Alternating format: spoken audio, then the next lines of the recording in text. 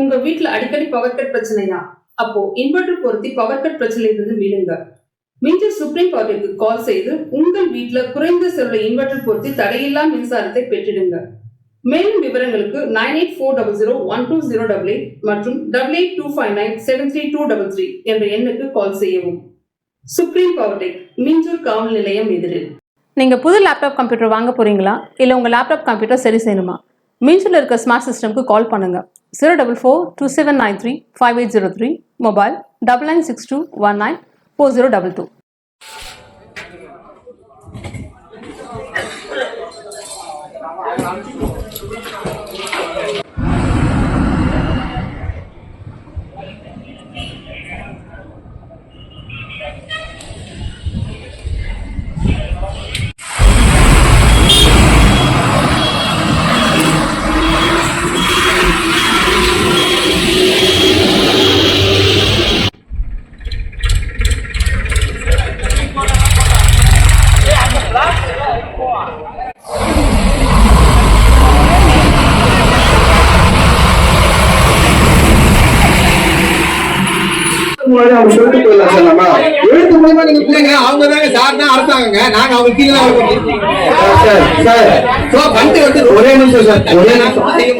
ஒரே நிமிஷம் சார் மாசு சார்.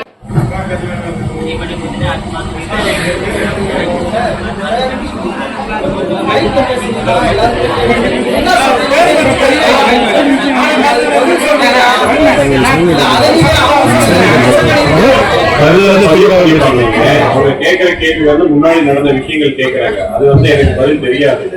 கருத்து பதிவு பண்ணீங்க, அதுக்கான ஆன்சர் வந்து அதை சம்பந்தப்பட்ட துறை தருவாங்க. யாரொன்றும் செய்யாது ஏமாற்று வேலை மட்டும் செய்யும் நிறுவனத்தின் விரிவாக்க திட்டத்தை நான் கடுமையாக எதிர்க்கிறேன். மேலும் தொழிற்சாலையால் மிகப்பெரிய அளவில் சுற்றுச்சூழலுக்கு பாதிப்பு ஏற்படுத்த தவிர வேறொன்றும் நடக்கப் போவதில்லை என்று, மேலும் இந்திக்காரர்களுக்கு லட்டு என்ற வேலை வாய்ப்பும் மண்ணின் பூர்வ குடிகளுக்கு உள்ளூர் மக்களுக்கும் அல்வா என்றுதான் கிடைக்கும் என்று உயர் திரு வருவாய் அலுவலர்கள் தெரிவித்துக் கொள்கிறேன். ஐயா, இது நான் பேசுறது கேட்கணும் தெரியுது.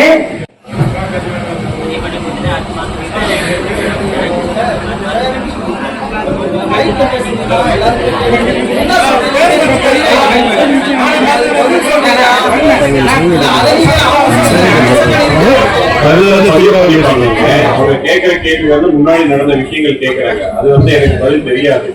கருத்து பதிவு பண்ணீங்க, அதுக்கான ஆன்சர் வந்து அதை சம்பந்தப்பட்ட துறை தருவாங்க.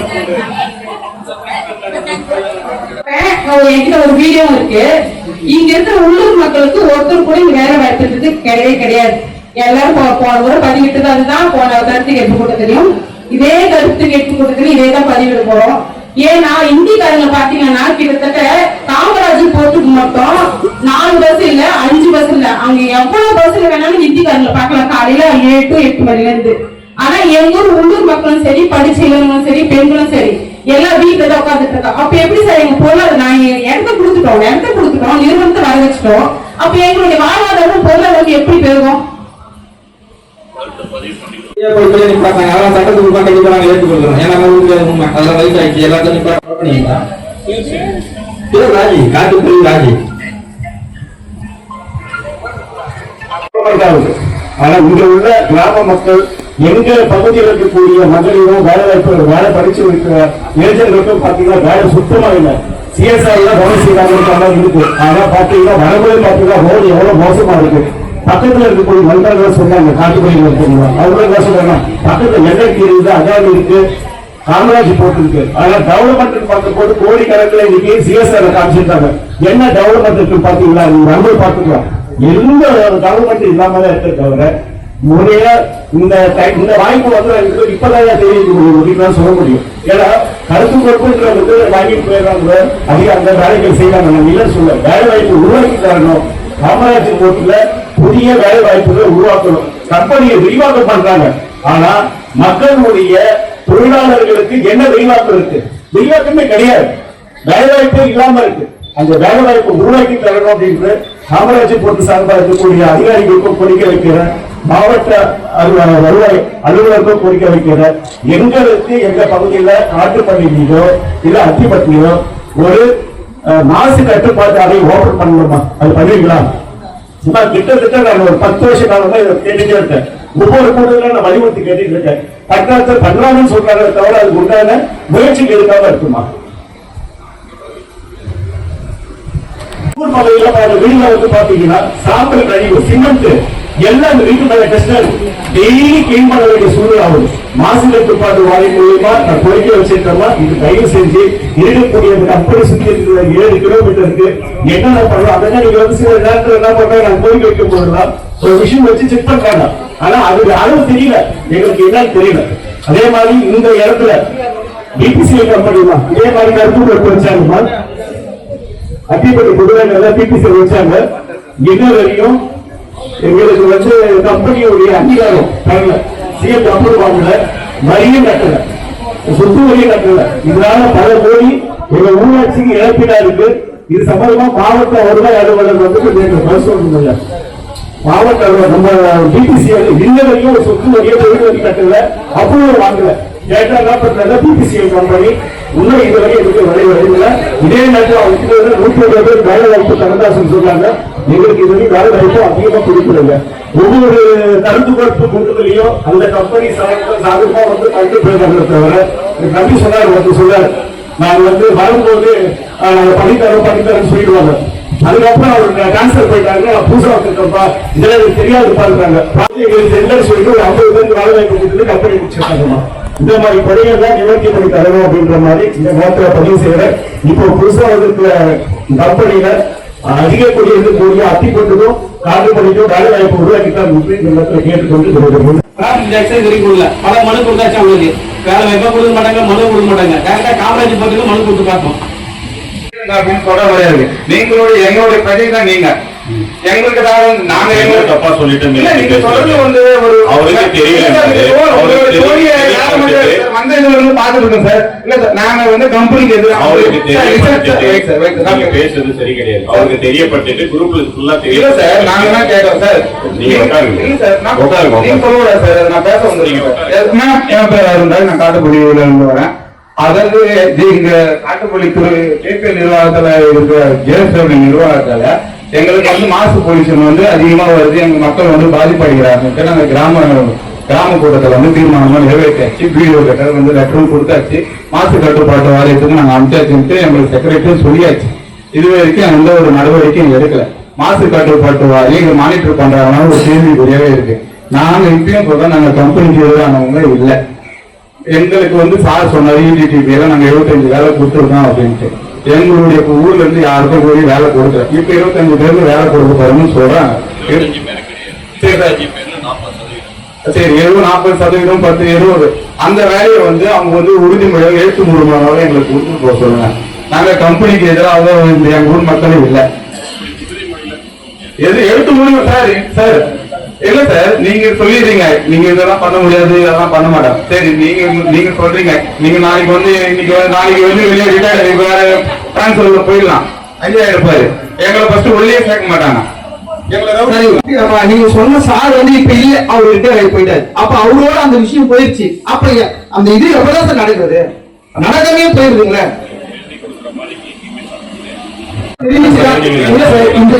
இந்த கருத்து கூட்டத்தைய நான் முறைய தெரிவிச்சுதான் பண்றோம் அப்படின்னு சொல்றேன் சார். நேரத்தே செக்ரட்டரிக்கு போன் பண்ணி கேட்டது அவர் சொல்லலாம், எப்பா இது வரைக்கும் எனக்கு எதுவும் தெரியாது, என்ன டைமிங் நடத்துறாங்கிறது தெரியாதுன்னு சொல்லுவாங்க. நான் இது ஏன் சொல்றேன்னா சார், நான் காட்டுப்பள்ளி கிராமத்துல நிர்வாகியா இருக்கேன் சார். எந்த ஒரு காட்டுப்பள்ளி கிராமத்துல நிர்வாகியா இருக்கேன் சார். எந்த ஒரு விஷயம் வந்தாலும் எங்களோட ஒரு குரூப் இருக்கு.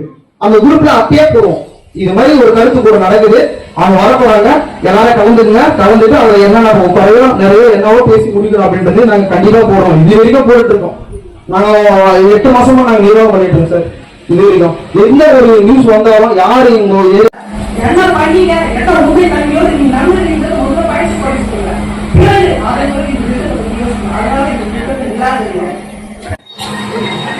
ஒரு 100 மகளிருக்கு வந்து வேலை கொடுத்தாங்க ஐயா. காமராஜர் உருவாகும் போது என்ன பண்ணாங்கன்னா 100 மகளிருக்கு வந்து வேலை கொடுத்தாங்க, வேலை வாய்ப்பு கொடுத்தாங்க. எந்த ஒரு முன்னெடுப்பு கிடையாது. தொழிற்சாலைக்கு என்ன கோரிக்கைன்னா நீங்க எங்களை வந்து வளர்ச்சி வைக்க தேவையில்லை. ஃபர்ஸ்ட் உங்களை நீங்க வளர்ச்சி வச்சுங்க. உங்க சுற்றுப்புறத்தை ஃபர்ஸ்ட் வளர்ச்சி வச்சுங்க. உங்க தொழிற்சாலை சுற்றி உள்ள சாலைகளை சரி பண்ணுங்க.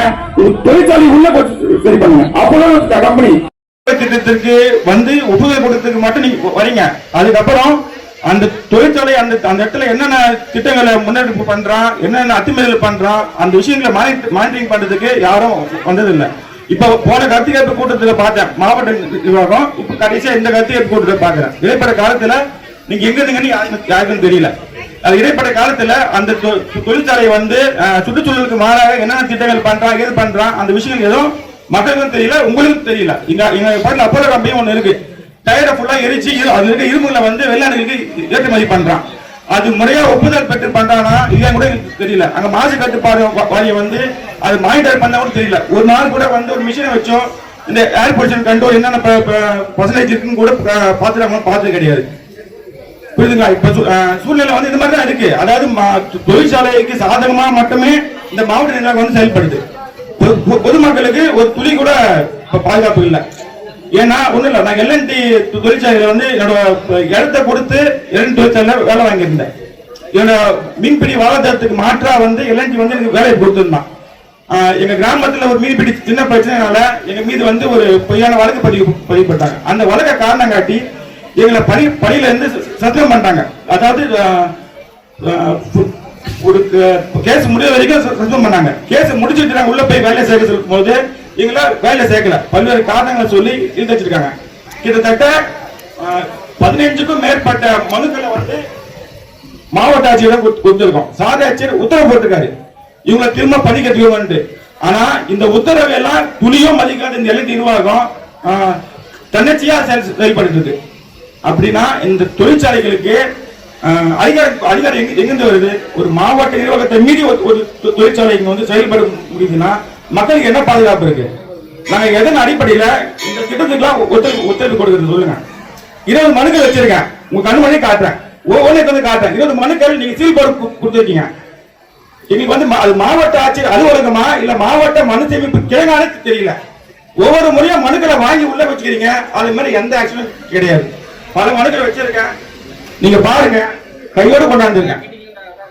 சொல்லுங்க, நாங்க எதை நம்பி இந்த திட்டத்துக்கு ஒப்புதல் கொடுக்கிறது சொல்லுங்க. நீங்க வந்து கேட்டு போயிடுங்க, இதோட கேட்டு போறீங்க, அடுத்த கூட்டத்துக்கு வரீங்க. இடைப்பட்ட காலத்துல என்னாச்சு ஏதாச்சு ஒண்ணும் கிடையாது. ஒண்ணு இல்ல, சாதாரண வேலைக்கு போறேன்னா எனக்கு போலீஸ் வெரிஃபிகேஷன் கேட்கலாம். ஒரு பெருக்கிற வேலைக்கு போனாலும் ஒரு தொழிற்சாலை இவ்வளவு பெரிய தொழிற்சாலை விரிவாக்க திட்டம் பண்றானா அவன் அந்த தொழிற்சாலை மேல எந்தெந்த வழக்கு இருக்கு, என்னென்ன அத்துமீறல் பண்ணியிருக்கான், அதெல்லாம் விசாரிச்சுட்டு அதுக்கப்புறம் அவங்க ஒப்புதல் கொடுங்க. ஒரு வேலை வாய்ப்புக்கு இவ்வளவு கண்டிஷன் இருக்கும் போது இவ்வளவு பெரிய திட்டத்தை வந்து விநியோகம் பண்றான். அதுக்கு எந்த ஒரு திட்டமும் இல்லாம அசாதாரணமா வந்து 4 பேர் உட்கார வச்சுட்டு நீங்க சொல்றதுனால கேட்க முடியாது, அரசாங்க திட்டம் நாங்க செயல்படுத்தி ஆகும் அப்படின்ற ஒரு எண்ணத்துல தான் நீங்க செயல்பட்டு இருக்கீங்க. இதுதான் உண்மை, இது மாற்றுக்கிறதே கிடையாது. இது போல திட்டங்களை வர வச்சு நாங்க ஏமாந்துதான் மிச்சம். இன்ன வரைக்கும் இந்த காட்டுப்பள்ளி பஞ்சாயத்துல எவ்வளவு திட்டங்கள் வந்திருக்கு, எதுக்குமே எதிர்ப்பு வந்து கிடையாது. இதுக்கப்புறம் எதிர்ப்பு ஏன் வருதுன்னா இதுக்கு முன்னாடி வந்த தொழிற்சாலைகள் பண்ண தவறுனாலதான் நாங்க திட்டங்களை வந்து எதிர்ப்பு தெரிவிக்கிறோம். ஃபர்ஸ்ட் இதுக்கு முன்னாடி வந்த தொழிற்சாலைகளை வந்து ஒரு கட்டுப்பாட்டுக்குள்ள கொண்டு வாங்க. பல அங்க எல்என்டிக்குள்ள நடக்கிற பல்வேறு திட்டங்கள் வந்து அரசாங்கத்துக்கு எதிராகவும் இந்த சுற்றுச்சூழலுக்கு எதிராகவும் போயிட்டு இருக்கு. அதை ஃபர்ஸ்ட் பாருங்க, என்னென்ன விஷயம் கண்டுபிடிங்க, தடுத்து நிறுத்துங்க. அந்த விஷயங்களை ஃபர்ஸ்ட் நீங்க ஒழுங்குபடுத்தினா மட்டும்தான் மற்ற தொழிற்சாலைக்கு நம்பிக்கை வரும். சரி, எல்என்டில நடந்த திட்டங்களை வந்து அரசாங்கம் வந்து தலையிட்டு தடுத்து நிறுத்தி மக்களுக்கு பாதுகாப்பு கொடுத்திருக்காங்க. இந்த திட்டத்தையும் அரசு அதிகாரிகள் செய்வாங்க, ஒரு நம்பிக்கை வரும். இந்த மாதிரி எதையுமே இப்ப பண்ணாம ஸ்ட்ரெயிட்டா வந்து ஒப்புதல் கொடுத்து போட்டா கூட குப்பை தொழியாது சொல்லுங்க. அந்த குப்பை திட்டங்கள்லாம் கொண்டு உள்ள போட்டுவிட்டு நாங்க என்ன வாழ்றது சொல்லுங்க. ஒரு வெள்ளை தட்டை போட்டு என்ன போனீங்க இருந்து மாதம் அவ்வளவு மாசம் இங்க ஒரு வெள்ளை தட்டை போட்டுப்பாங்க பைக்ல, ஒரு வெள்ளை தட்டை போட்டு இங்க எண்ணூறு போங்க, பாக்கெட் தட்டுங்க, உள்ள தூக்கி வருதுன்னு பாருங்க. ஆஸ்துமா இன்னைக்கு எத்தனை ஆஸ்துமா வீசிங் ஆஸ்துமா பல பேர் பல பிரச்சனை இருக்கான். இங்க போற ஸ்கூல் பசங்க எல்லாமே டெய்லி ஸ்கூல் இங்க இருந்து காலைல கிளம்பி எண்ணூர் போறான், எண்ணூர்ல இருந்து வரான். சாலை எக்ஸாம் டைம்ல இந்த ஸ்கூலுக்கு போக முடியுதா? பல பசங்க பாவம் 10வது எக்ஸாம் எழுதும் போது 7 மணிக்கு கிளம்பி பசங்க 9 மணிக்கு போய் சேர்த்துங்க. இல்ல காட்டுப்பள்ளி வாத்தியார் ஒரு தியாகம் இறந்து போயிட்டாரு. பசங்களுக்கு பாலத்துக்கு வந்த வாத்தியார் இந்த சாதி மோசமான சாலையில ஆக்சிடென்ட் இறந்து போயிட்டாரு. பாருங்க, இப்படி எல்லாரும் ஒவ்வொரு நாளும் ஒரு இழப்பு தான் போயிட தவிர எந்த ஒரு முன்னேற்றமும் கிடையாது. ஃபர்ஸ்ட் நான் தொழிற்சாலைக்கு என்ன கோரிக்கை கேட்கிறேன்னா, நீங்க எங்களை வந்து வளர்ச்சி வைக்க தேவையில்லை. ஃபர்ஸ்ட் உங்களை நீங்க வளர்ச்சி வச்சுங்க. உங்க சுற்றுப்புறத்தை ஃபர்ஸ்ட் டெவலப் பண்ணி வச்சுக்கங்க. உங்க தொழிற்சாலை சுத்தி உள்ள சாலைகளை சரி பண்ணுங்க. உங்க தொழிற்சாலை உள்ள சரி பண்ணுங்க. அப்பதான் கம்பெனி திரும்ப ஒன்றே வந்து ஒரு சாலை போடுது, எங்களுக்காக ஒரு சாலை போடுது. அவன் அந்த தொழிற்சாலையில இருந்து சாலைக்கு ஜாயின் பண்ணி ஒரு சாலை போடல. அவன் கனரக வாகனங்களை விட்டு அந்த சாலை ஃபுல்லா டேமேஜ் ஆகி போட்டான். நாங்க ஒரு சாலை வாங்கறதுக்கு கிட்டத்தட்ட 5 வருஷம் 6 வருஷம் போராடி மனு கொடுத்து பல கோடைகளை பண்ணி சாலை வாங்குறோம். அவன் அது எளிமையா பயன்படுத்தி தேய்ச்சி டேமேஜ் பண்ணி போயிடான். சொல்லுங்க, இதான் கம்பெனி அதிகமாக வளர்ச்சி வருது, எல்லாம் வருது. ஆனா யாருக்கு வருது? அவங்களுக்கு தான் வருது. எங்களுக்கு எதுவும் வரல. எங்களுக்கு பாதிப்பு மாதிரி தான் வருது. இந்த தொழிற்சாலைக்கு நாங்க ஒப்புதல் கொடுத்த மாட்டோம், ஒண்ணு கிடையாது. 10 லாரி ஓடுது, இன்னும் ஒரு 50 லாரி எக்ஸ்ட்ரா வரும். வேற என்ன ஒரு சொல்லுங்க. இந்த திட்டம் முழுக்க மனிதருக்கு எதிரான திட்டம் தான். ஒருவேளை கடல்ல பைப் லைன் போயிட்டு இருந்தீங்க, கடல்ல பைப் லைன்ல டேமேஜ் ஆயிடுச்சு, அந்த எண்ணெய் கழிவுகள் எல்லாம் கடல்ல கொட்டிடுச்சு, எப்படி அடிப்பீங்க? ஒரு ஜக்கு ஒரு வாளி. இது தவிர்க்க என்ன சொல்லுங்க பார்க்கலாம்.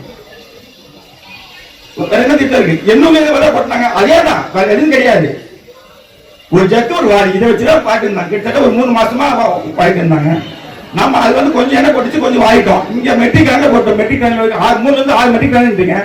அது ஒரு 3 மெட்ரிக் டன் கடல்ல கொட்டிச்சு. அப்ப அது எப்படி அப்படி பத்துவீங்க சொல்லுங்க?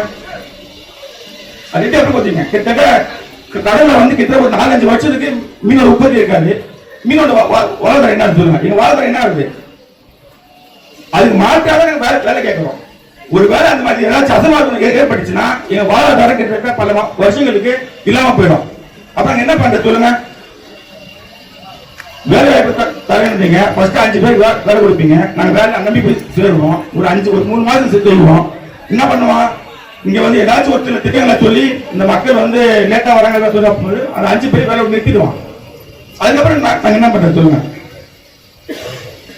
ஒரு திட்டம் உள்ள வருதுன்னா அந்த திட்டத்தை ஃபர்ஸ்ட் ஒழுங்குமுறை பண்ணுங்க. ஒரு திட்டம் கம்பெனி வருது, ஒரு வேலையை தரனா அந்த வேலைவாய்ப்பு ஒரு 5 வருஷத்துக்கு அப்புறம் மக்கள் அங்க இருக்கானா பாதிப்பட்டுருக்கா என்ன ஆச்சு ஒரு விசாரணை பண்ணுங்க ஃபர்ஸ்ட். அது எந்த மாற்றம் பண்ணாம நம்ம இதுக்கு மட்டும் தான் வருவோம், ஒப்புதல் கொடுக்க மட்டும் தான் வருவோன்றது ரொம்ப ஒரு தவறான எடுத்துக்காட்டா சொல்லுங்க. இந்த திட்டத்துக்கு வந்து பெரும்பாலும் மக்கள் எதிர்ப்பு தெரிவித்திருக்காங்க. நானும் எதிர்ப்பு தெரிவிக்கிறேன். நன்றி. நடைமுறையிலன்னா எந்த கப்பல் அந்த திரவ முனையத்துல கட்டினாலும் அதை சுற்றி பூம் அப்படிங்கிறது வந்து பாதி உள்ள முதக்கும் பாதி வெளியில இருக்கும். அந்த பூம் வந்து எண்ணெய் எது சிந்தாததுக்கு நாங்கள் எல்லா நடவடிக்கையும் எடுத்திருக்கோம். அதை மீறி ஏதாவது நடந்தால் அது வந்து அந்த பூமுக்குள்ளேயே தான் அது கண்டெயின் ஆகிருக்கும். அதை எடுக்கிறதுக்கும் ஃபாஸ்ட்டாக எடுக்கிறதுக்கு நாங்கள் அதுக்கு பம்பெல்லாம் வச்சுருக்கோம். அதெல்லாம் வந்து நேஷனல் கோஸ்ட் கார்ட்லேருந்து வந்து இன்ஸ்பெக்ட் பண்ணி அப்ரூவ் பண்ணியிருக்காங்க. அதுபடி தான் பண்ணுறோம். அதனால் நிச்சயமாக அது மாதிரி எதுவும் நடக்காது அப்படிங்கிறது நான் உறுதி. கேஸ் கொட்டினா கூட அந்த கார்லண்ட் பூம்னு பேர், அது வந்து கப்பலை சுற்றி 360 டிகிரிக்கு கவர் பண்ணியிருக்கோம். ஸோ இன்கேஸ் கொட்டினா அதுக்குள்ளேயே தான் இருக்கும். அது கடலில் அது தண்ணியில் தாண்டி வெளியில் போகாது. அதுக்குள்ளே அதை உறிஞ்சி எடுத்து அதை ஷோரில் ஒரு டேங்கில் வச்சு அது ப்ராசஸ் பண்ணுவோம். அதுதான் நாங்கள் பண்ணுறது. ஸோ அது மாதிரி நடக்க வாய்ப்பு இல்லை அப்படின்னு சொல்லுவோம். வணக்கம், என் பேர் தனலட்சுமி, முன்னாள் ஊராட்சி மன்ற கவுன்சிலர். இங்கு காட்டுப்பள்ளி பஞ்சாயத்தில் காமராஜ் துறைமுகத்துக்குள்ள இடிடிபிஎல் 6 MMTP-லிருந்து 3 MMTP-லிருந்து 6 MMTP-யாக கையாளும் திறன், கடல் திரவ முனையத்தை கையாளும் திறனுக்காக பொதுமக்கள் கருத்து கேட்பு கூட்டம் காட்டுப்பள்ளி பஞ்சாயத்தில் இன்று நடைபெற்றது. என்னுடைய முழு எதிர்ப்பு பதிவு பண்ணியிருந்தேன். காரணம் என்னென்றால், இத்துறைமுகம் முன்பு அமையும் போது இம்மக்களுக்கு மக்கள்கிட்ட கொடுத்த வாக்குறுதிகளை எந்த ஒரு வாக்குறுதி நிறைவேற்றவே இல்லை. மீண்டும் இதே கூட்டத்தை அமைச்சு அதே கருத்துக்களை தெரிவிக்கும் போது நாங்கள் முழு எதிர்ப்பு தெரிவிக்கிறோம். வேலை வாய்ப்பிலும் சரி, சுற்றுச்சூழலும் சரி, இந்த மக்களுக்கு சரியான ஒரு பாதுகாப்பு இல்லை என்பதை இவர்கள் மாவட்ட ஆட்சியர் முன்பும் வருவாய் அலுவலர்கள் முன்பும் முன்வைத்திருக்கேன். இந்திக்காரர்களுக்கு, உள்ளூர் மக்களுக்கும் சரி, வேலை வாய்ப்பிலிருந்து முக்கியத்துவம் கொடுக்காம இந்திக்காரங்களுக்கு வேலை கொடுத்து அவங்களுக்கு வாழ்வாதாரத்தையும் பொருளாதாரத்தையும் பெருக்கியிருக்காங்க. அதனால இத்திட்டத்தை முழுமையாக நான் எதிர்த்து உயர் வருவாய் அலுவலருக்கும் மாவட்ட ஆட்சியருக்கும் மனுவாக கொடுத்துருக்கேன். இப்போ நீங்க பேசிட்டு இருக்கும்போது சொன்னீங்க நாங்க பேசுறது வருவாய் அலுவலர் வந்து நான் முழுமையாக பதிவு பண்ணும்போது அவர் உட்கார்ந்து போனை மட்டும்தான் பார்த்துட்டு இருந்தே தவிர நான் பேசுனதா செவியில சுத்தமா வாங்கவே இல்லை. மீண்டும் அவருக்கு அதை நான் பேசுனத மனுவா கொடுத்துருக்கேன்.